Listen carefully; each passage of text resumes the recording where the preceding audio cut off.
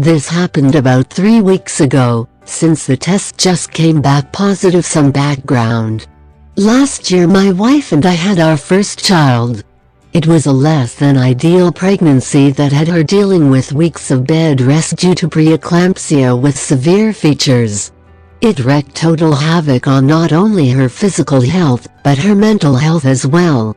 Fortunately everything was all right in the end, and she gave birth to our healthy 4 pounds, 2 ounces boy, just shy of 2 months early, who's doing fantastic now. Due to the difficulty of this first pregnancy and concerns over COVID, we decided it was best to put off kid number 2 for at least a couple of years. She started birth control shortly after giving birth to be sure we had no surprises, but the pill tends to make her very sick and she wanted to lose weight, so she stopped taking it. We thought rubbers would be enough, but that's where our cat comes in. Our cat is an evil genius. I seriously think the greasy orange little shit is still smarter than our nearly 1-year-old. He gets into everything, and I do mean everything.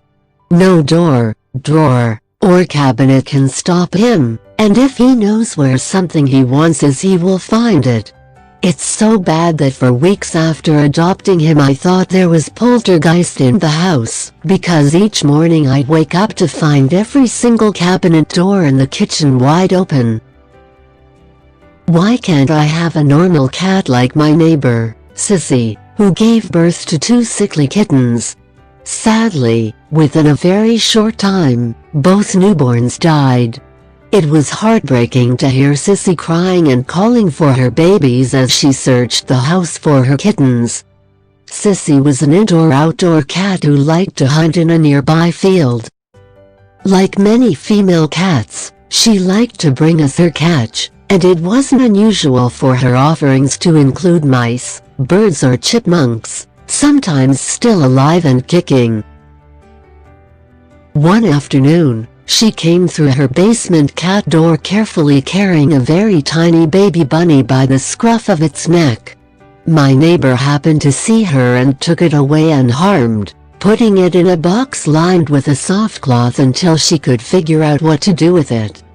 Meanwhile, she went outdoors again and in a few minutes was back with another baby bunny. She brought back 4 of the babies before deciding that was enough. Then she climbed into the box next to them and started grooming them and purring, turning on her side trying to entice them to nurse. Unfortunately, she no longer had milk to feed them. So how did I fuck up and let my cat impregnate my wife? Well, my first fuck up was storing the condoms in the same drawer as the Q-tips, which he loves to get into and shred apart. He must have seen the box of Q-tips in the drawer when I put my rubbers away, because not even an hour later I stumbled upon a horrific scene of chewed plastic straws, shredded cotton fluff and shiny gold condom wrappers scattered around the gaping drawer that once contained them. I didn't think anything of it at the time and just cleaned up the destroyed Q-tips and put the condoms that had spilled everywhere back into their box without a concern in the world. We ended up having some sexy time later that night, and I vividly remember stumbling into the dark bathroom, opening said drawer, and blindly fumbling around in the box to pull out a condom, as was the routine, thinking nothing of what happened earlier. That is until fast forward a few weeks to just the other day, when my wife was complaining of nausea and tender breast. We immediately shoot each a concerned glance as this ain't our first rodeo, and she felt the same way before discovering her first pregnancy. She still had a half-empty box of tests from the year before and decided to take one just to be sure. Followed by another one and another one all positive. We start racking our brains wondering what happened when suddenly it hits me, that damn cat.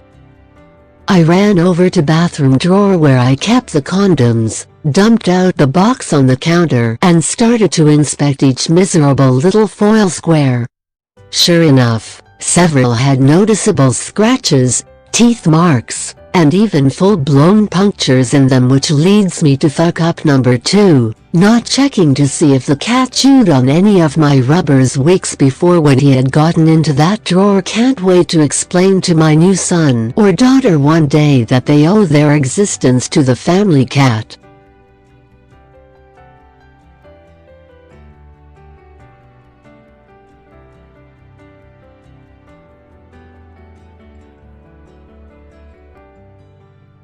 Subscribe, like, share, for more juicy stories.